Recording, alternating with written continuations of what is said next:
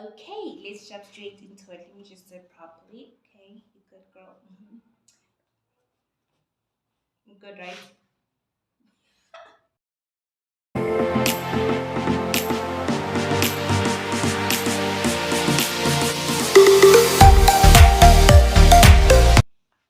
Hi fam, it's Gugule, it's Mngomezulu-Marlow, aka Mrs. Unapologetically Becoming here.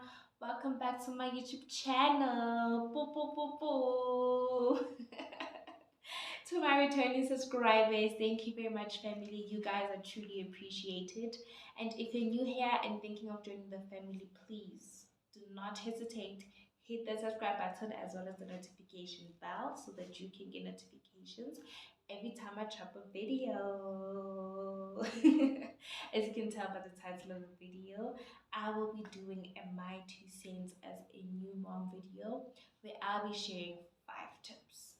Listen, I'm not an expert, but these are things that I do with Lilo, and I feel like I would like to share them with you. Right?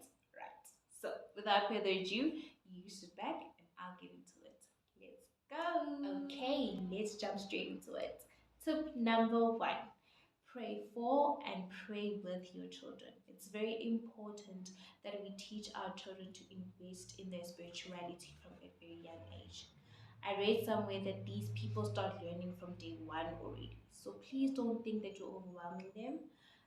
It's actually very good for them. So what I would do is in my first trimester, I would pray for her, and then later on in my third trimester, I would pray for and with her. So I'd say the same prayer um, to her every day, of which now I say with her every day. So yeah, please do pray for and pray with your children. Tip number two, communicate with your children. When I say communicate, I mean use full proper sentence when talking to them, right? So what I would do is when Lila wakes up, I'd be like, "Good morning, my angel. How did you sleep? What did you dream about?" And then when she wakes up from her nap during the day, I'd ask her, "How was your nap?" Things like that. When you communicate with them, I feel like it's very important that you use full proper sentences. I think this will help with their vocabulary. Um, there's nothing wrong with baby talk. It's gonna happen. But I feel like most of the time it's very important that we use full proper sentences with them. And when communicating with them, I also feel like it's very important that we maintain eye contact with them, right? Yes, it's difficult because they are always looking everywhere because with them, um, they're discovering every day, right? So it might be difficult to maintain the eye contact with them, but do it, and please use full proper sentences with a little bit of baby talk. I mean, and then we move on to tip number three. When introducing things to our babies, I feel like we need to do it gradually. There are certain things that when we introduce to them, they're going to grasp immediately, and there are things that we introduce to them, it might take time, which means you need to do it over and over and over again. And honestly, it's okay. Um, so Lelo used to hate, and I mean hate. Actually, she still does. No, hate is a very strong word. She doesn't like, yeah, let me put it like that. She doesn't like tummy time at all, right? So when I was introducing it to her, what I did is instead of doing tummy time 2 minutes once off in a day, we do it for 10 seconds a lot of times, in my day, right?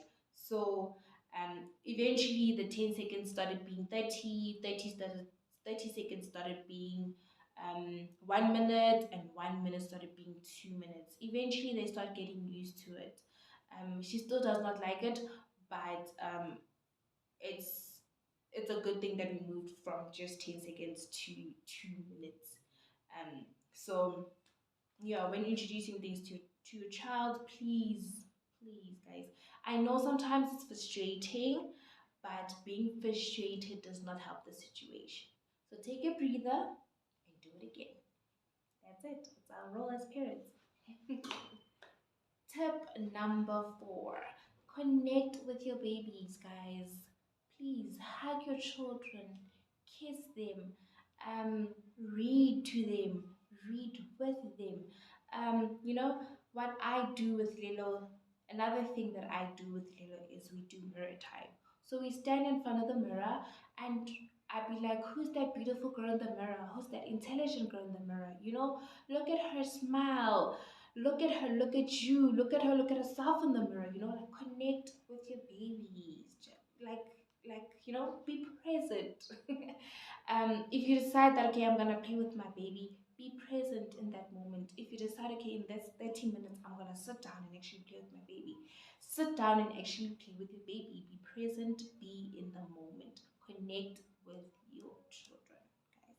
It is very, very, very important. And tip number five, teach your children that it's okay to play alone or to sit alone, right? So what I do is we'll be in the same room, right? And then I'll put her on her playmat. While she plays, I'll still be with her, but I'll do something else. It's either I read or it's either I'm on my phone, right?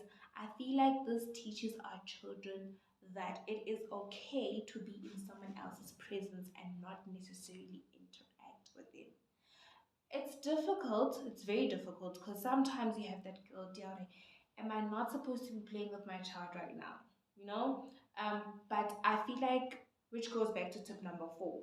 If you connect with them and when it's actually time to play with them, you are in that moment and you are present, then I think there's nothing wrong being in the same room with them while they do something else and you do something else, right? Because I feel like if you are always going to play with your child when they're awake, um, you are teaching them that when they are awake, they always need to have someone in their business or playing with them, or and which means you're gonna have to be okay with it once they grow up. If they feel like they always wanna play with you, because that's what you taught them, that every time I'm awake, I need to be playing with you, right? So yeah, this one is a bit difficult, and I know a lot of people are not going to agree with me, and it's okay, I'll take it. But yeah, that's how I feel. I feel like it's important that we teach our children to be in the same presence with someone, but they don't necessarily need to always interact with that person just because they're in their presence, right? So leave them to play with their toys while you are also doing something else. Yes, it's very important that you are there as well in terms of like making sure that they don't hurt themselves or they don't chew on anything or things like that. But it's very important that they're there, you there, but you are, you both doing your thing, right? Um, so yeah, so those are my 5 tips as a new mom. Obviously, I am still learning and I still have a very long journey ahead of me. And what I would like from you guys is to please, please visit the comment section and share some of your tips. I would really like to hear from you guys. That's it from me, ladies and gentlemen, mommies and daddies, glammies and grandpas, uncles and aunts. Thank you very much for watching. Until next time, stay blessed.